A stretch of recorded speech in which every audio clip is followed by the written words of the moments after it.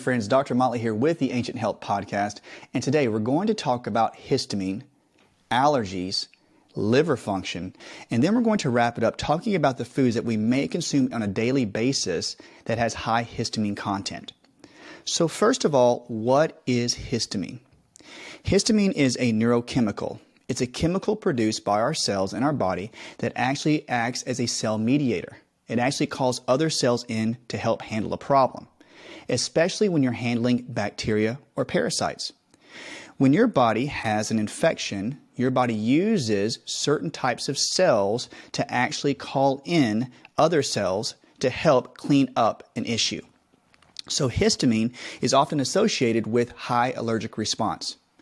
Histamine can create symptoms such as arrhythmia, anxiety, high heart rate, nausea, vomiting, vertigo, any type of condition of the gut like leaky gut, diarrhea, bloating. All of these are associated with high histamine levels, and we often tag histamine as something that is bad.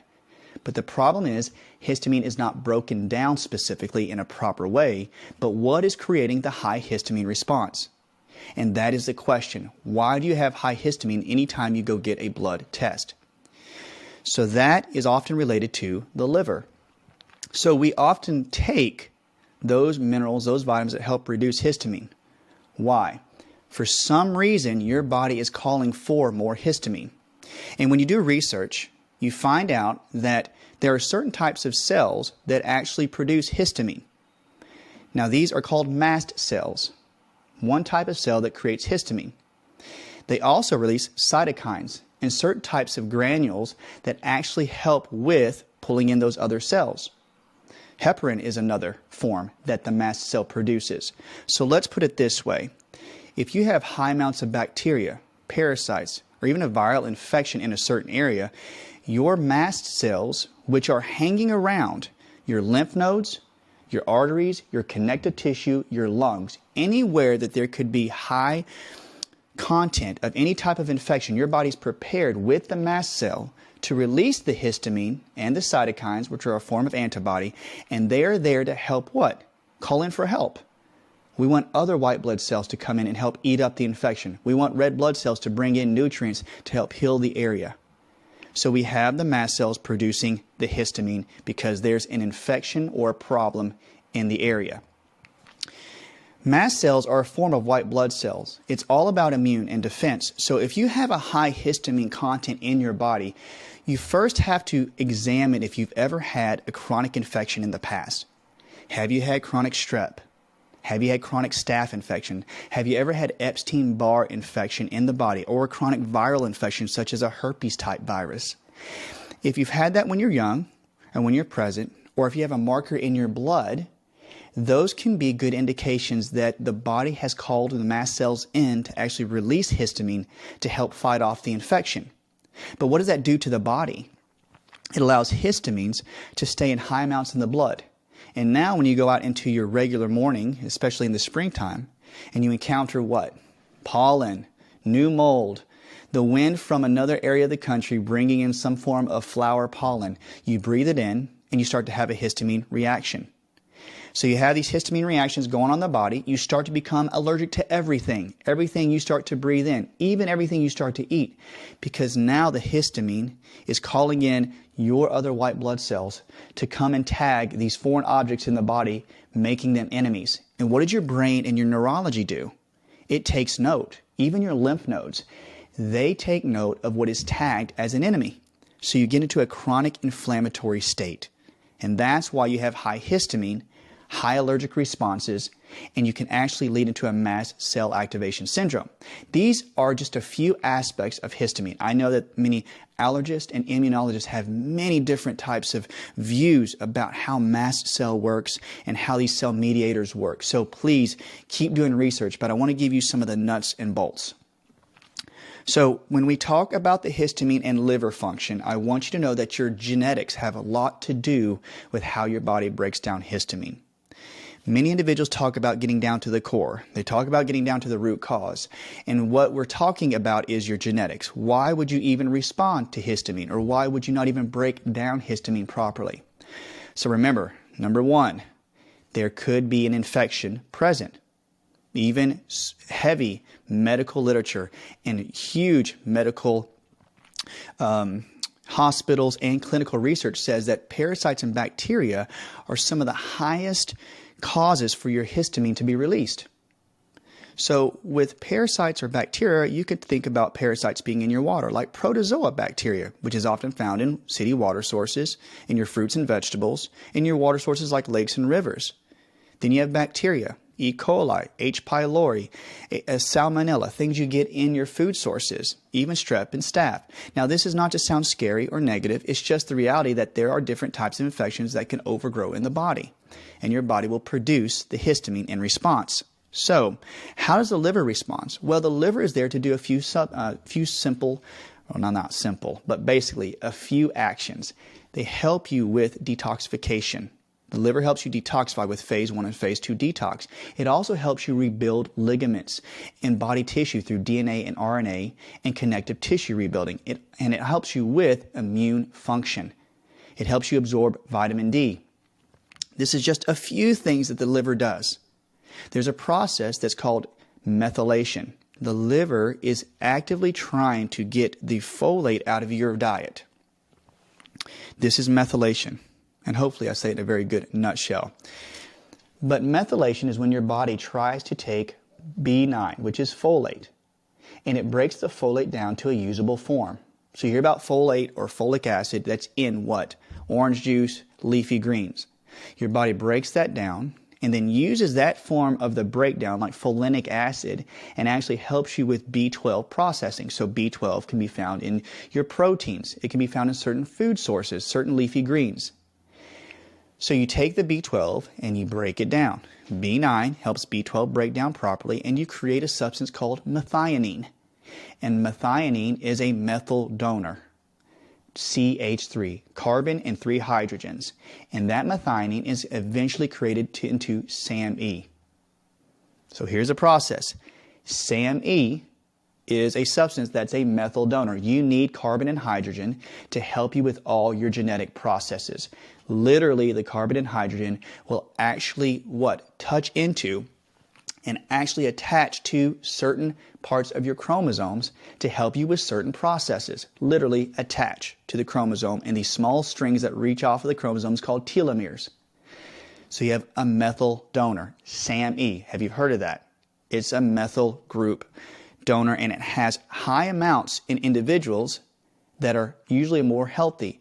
Low amounts of SAMe are in individuals who are usually sickly. Here's the important part. Methylation helps with the production of SAMe. SAMe also helps the breakdown of histamine. There is a gene in your body called the HNMT. And there is another gene called a DAO. Now, HNMT and DAO. Now, histamine can be found in the body within the brain. It can also be found in the normal body tissues. HNMT and DAO both have huge roles in breaking down the histamine that is in excess in the brain that could keep you up and anxious all day, and also to help break it down in the body that could also cause leaky gut and digestive issues. Do you see the importance of the gene? The methyl group is there to help process. The SAMe is help processing the HNMT, helping activate it so that you can break down histamine. So you have to have a properly working liver to create the SAMe to help you break down the histamine. So what if your liver is in fatty liver state? What if your liver is toxic? What if your liver is not functioning at 100%? You may not be able to run your methylation cycle that will in turn eventually help you break down your histamine. So when we take things to help with our histamine, there's a great substance called, or a great product called orthomolecular D-Hist, D-H-I-S-T. And when you look at it, it has really good antihistamines. And antihistamines help with what? The breakdown of histamine in the blood. But if those substances or those supplements have the proper nutrients to help you with histamine breakdown, you are golden. I want you to remember it does revolve around the function of the liver to literally help you with proper histamine breakdown. you need to activate in proper forms the HNMT and the DAO. Many of you have heard of DAO. There's many good supplements out there that help with the breakdown. But if you look at the ingredients entail vitamins and minerals and certain herbs that have been known to activate these genes to help you with excessive histamine. So I hope that explains it in a simple, basic format. In my arena, I like to start with certain herbs to help with the liver methylation. I love Vidanga.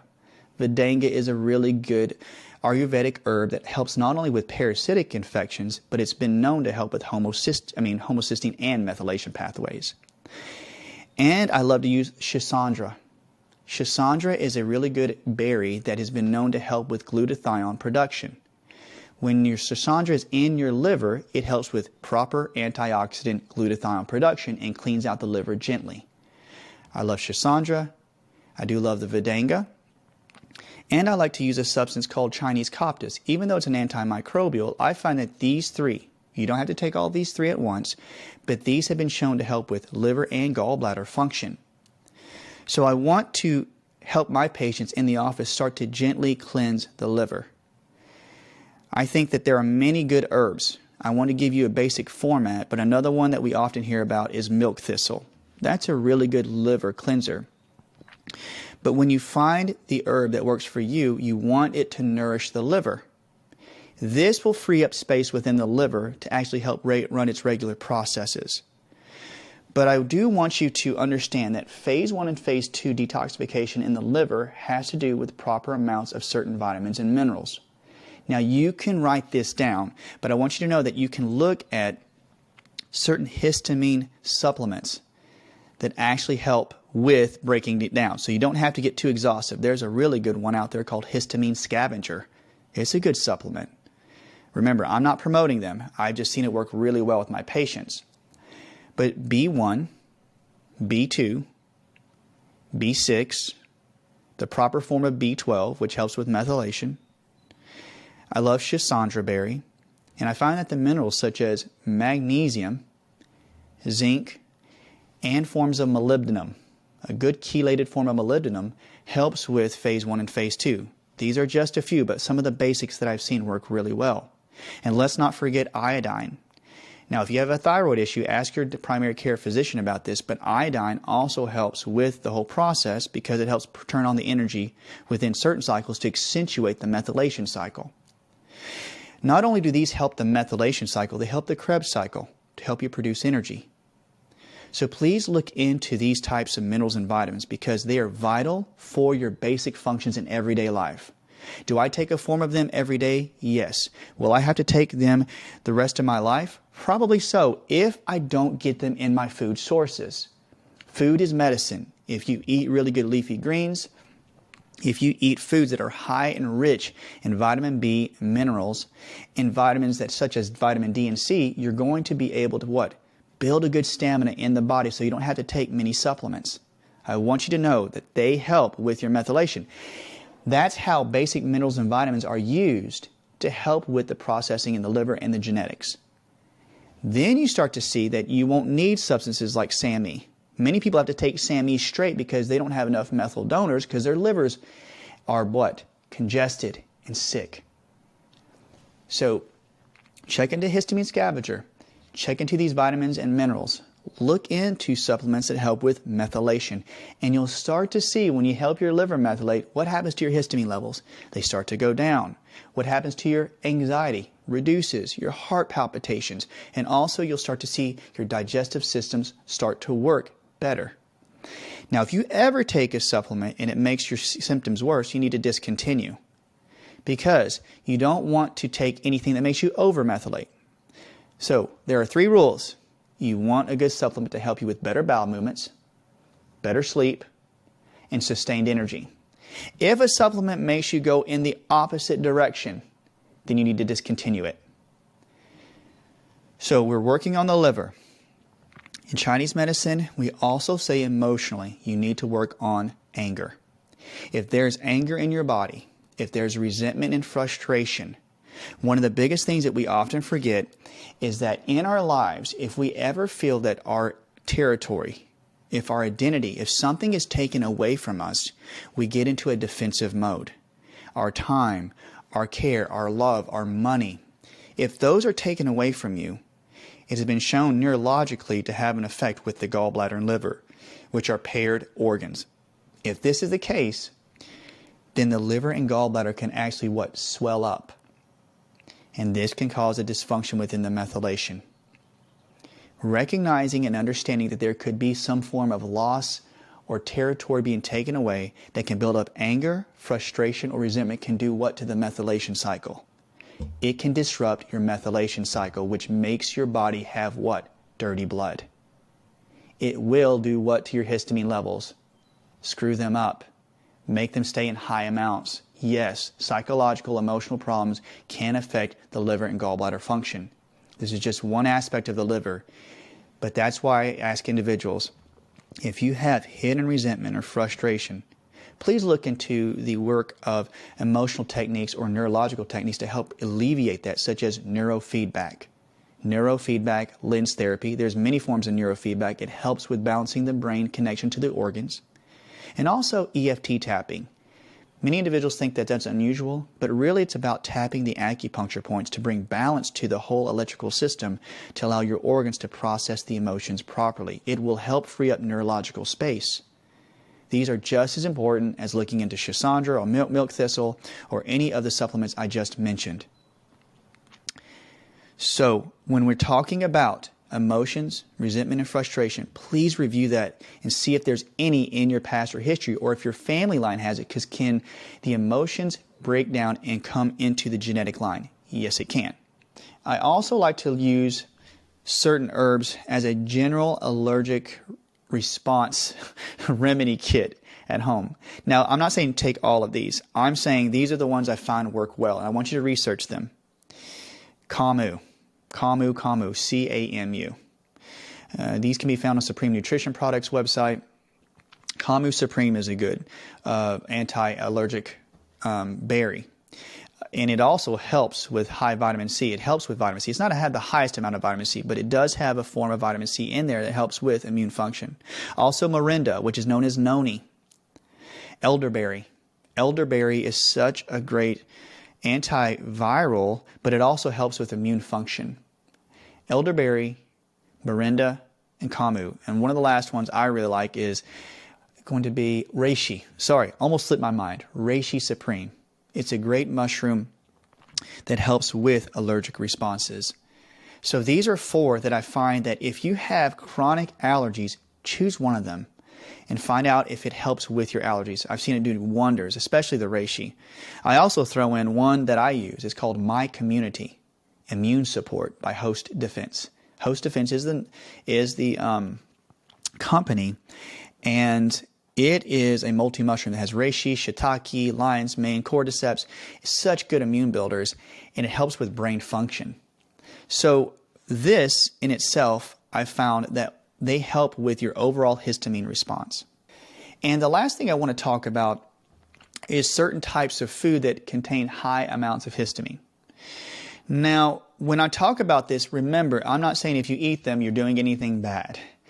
I myself have eaten these foods. I eat them, but when my histamine levels are in control, I can't eat them. But here's a few that we commonly see in the U.S. and around the world. Aged cheese. Cheese is something we often love, but it can be heavy in histamines. Alcohol. Alcohol, which many people love to enjoy with a cocktail or a glass of wine, that can be high in histamine. Also, processed or preserved meats. Anything that's been processed or aged very long could have high histamines in the meat sources. Basically, pickled foods such as kimchi, sauerkraut, those types of fermented foods can be high in histamine. Shellfish, avocados. Many people love avocados. I do too. I can't eat many of them, but they are high in histamine. So if you ever have a reaction and you're eating these foods, you may want to reduce them because they can have high levels of histamine within them. Also, eggplant and spinach. Eggplant is often used with patients in their cooking. They love Mediterranean cooking, which I love too. And spinach is always put into smoothies, always in a green smoothie or green juices, but they can have high histamine as well. So I'm not saying you have to stop eating these foods forever. That is not the case. What I'm saying is that whenever you have these in high amounts, you're trying to get rid of the inflammatory process in the body, look at these steps I just mentioned. Get some infections tested for. Reduce these foods and see if it helps you with what? Getting rid of the anxiety, the heart palpitations, the chronic coughing and congestion and mucus in your body, the rashes, the allergic responses. See if it helps you with your every year seasonal allergies. I hope this was a good basic understanding of MCAS, histamine response, and the liver. I know it's a lot to take in, guys, but I want you guys to have the tools to understand why you may have those non-understood, those intermittent allergy reactions that have no explanation. Okay, guys? I don't know if that's a great word, non-understood, but you get my point. I hope you guys have a great day. And if you guys have any other questions, you can visit Dr. Motley, spelled out. I have Instagram videos. I do different types of videos that try to explain as much as I can and help you in any way possible. So give us a visit, send us a question. I hope you have a blessed day. Take it easy. Talk soon.